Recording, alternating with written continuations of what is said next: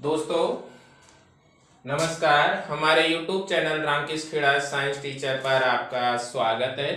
और आज हम आपको बताएंगे कि विस्थापन अभिक्रिया किसे कहते हैं। ऐसी रासायनिक अभिक्रिया जिसमें किसी परमाणु या समूह के स्थान पर दूसरा परमाणु या समूह आ जाता है तो उसे हम विस्थापन अभिक्रिया कहते हैं।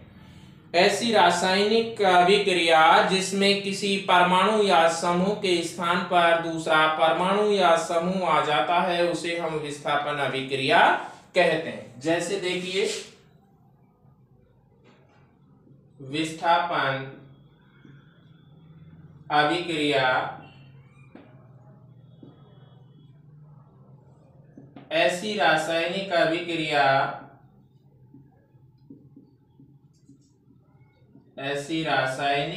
अभिक्रिया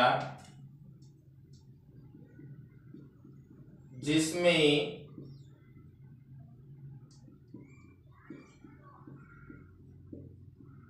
किसी परमाणु या समूह के स्थान पर किसी परमाणु या समूह के स्थान पर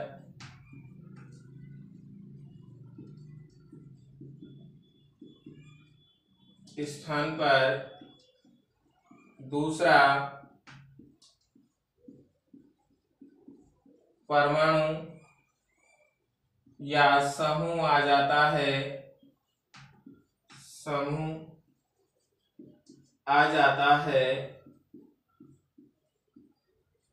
विस्थापन अभिक्रिया कहलाती है। विस्थापन अभिक्रिया कहलाती है। तो देखिए, यह विस्थापन अभिक्रिया ऐसी रासायनिक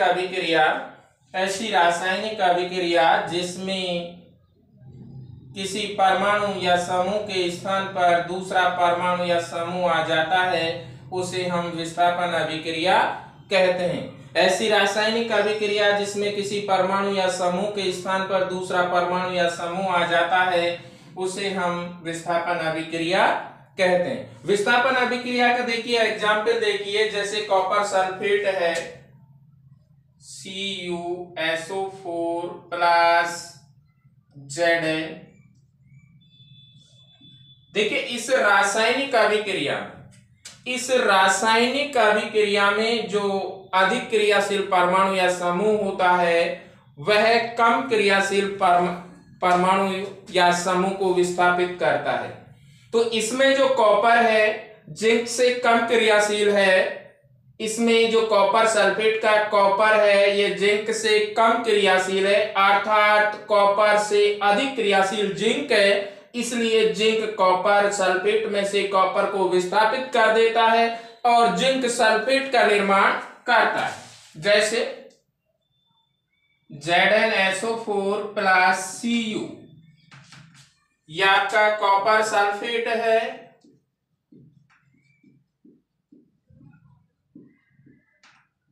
यह आपका जिंक है और यह आपका जिंक सल्फेट है और यह आपका कॉपर है। तो इस प्रकार की रासायनिक अभिक्रियाएं जिसमें किसी परमाणु या समूह के स्थान पर दूसरे परमाणु या समूह आ जाते हैं उन्हें हम विस्थापन अभिक्रिया कहते हैं। जैसे कॉपर सल्फेट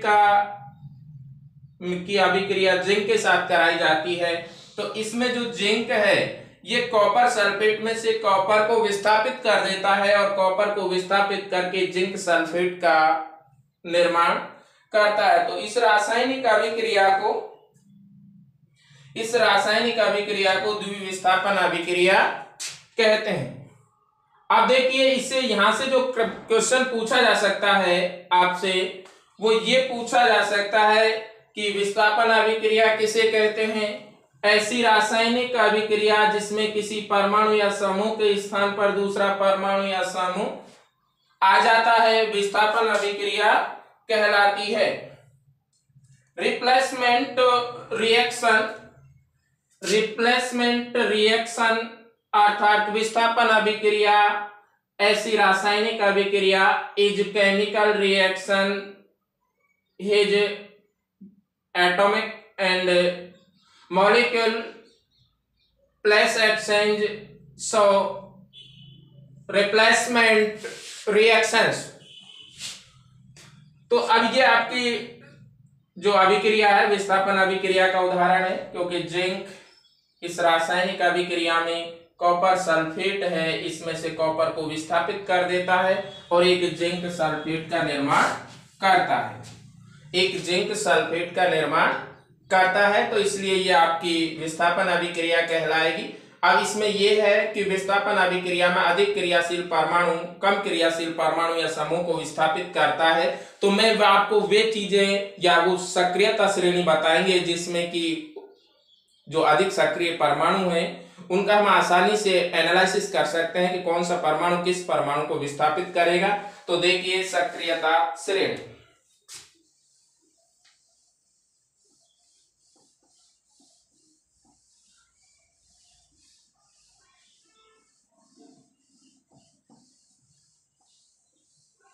देखिए सक्रियता श्रेणी में जो सबसे अधिक है जो क्रियाशील परमाणु है सक्रियता श्रेणी।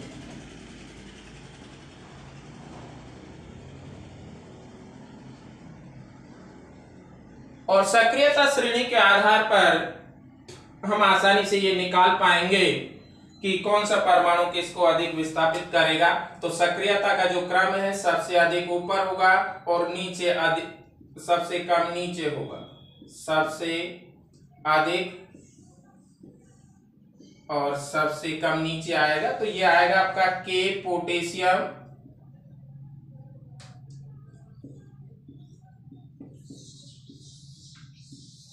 के पोटेशियम और पोटेशियम के बाद sodium calcium, sodium calcium magnesium zinc,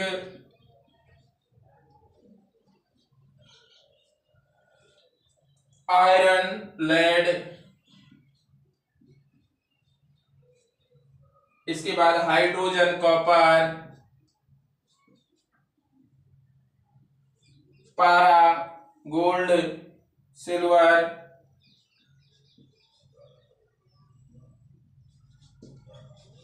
silver और गोल्ड। तो इस तरीके से ये सक्रियता श्रेणी होगी। सोडियम कैल्शियम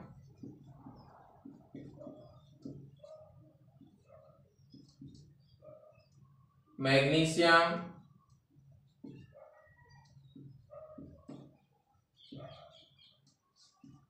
और ये आपका जिंक, आयरन, लेड,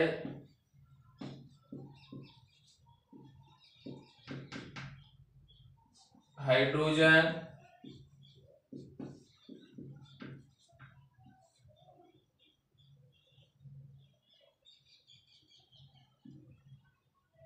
कॉपर, पारा, सिल्वर और गोल्ड। तो देखिए ये आपके कुछ एग्जाम्पल्स हैं, कुछ मुख्य परमाणु हैं जो हमारी ज्यादातर रिएक्शंस के अंदर आते रहते हैं। पोटेशियम सबसे अधिक है, पोटेशियम इन सब परमाणु को विस्थापित करेगा। उसके बाद सोडियम दूसरे नंबर पर है, कैल्शियम तीसरे नंबर पर है, मैग्नीशियम चौथे नंबर पर है, जिंक पांचवें। इस तरीके से सक्रियता श्रेणी नीचे सबसे कम सक्रिय परमाणु होगा, यानी गोल्ड सबसे कम सक्रिय होगा, सबसे कम सक्रिय, सबसे कम सक्रिय। तो अब आपसे जो क्वेश्चन पूछा जा सकता है, अब जो आपसे क्वेश्चन पूछा जा सकता है वो ये पूछा जा सकता है कि अब सक्रियता श्रेणी आपने देख ली, ये सबसे अधिक क्रियाशील है, इसके बाद सोडियम, इसके बाद कैल्शियम, इसके बाद मैग्नीशियम, इसके बाद जिंक, इसके बाद आयरन, इसके बाद लेड, इसके बाद हाइड्रोजन, इसके बाद कॉपर, इसके बाद पारा मरकरी, इसके बाद सिल्वर चांदी, इसके बाद गोल्ड सोना। तो इस तरीके से जो सबसे अधिक क्रियाशील परमाणु होता है वो सबसे कम क्रियाशील परमाणु को विस्थापित करता है। तो इसी के आधार पर हमारे एक दो क्वेश्चन है वो देखेंगे हम।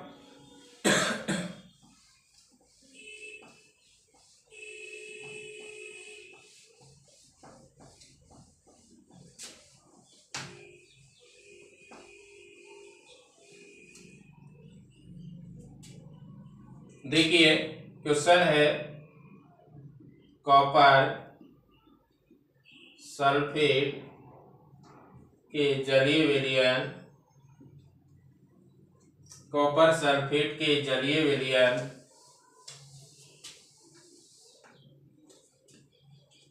क्वेश्चन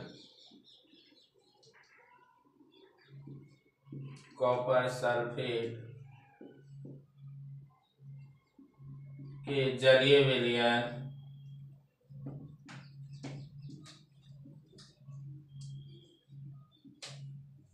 में आयरन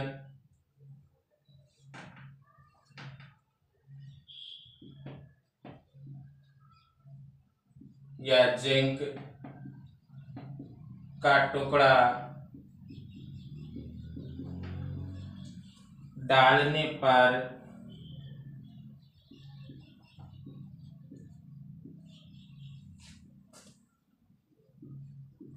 विलयन का रंग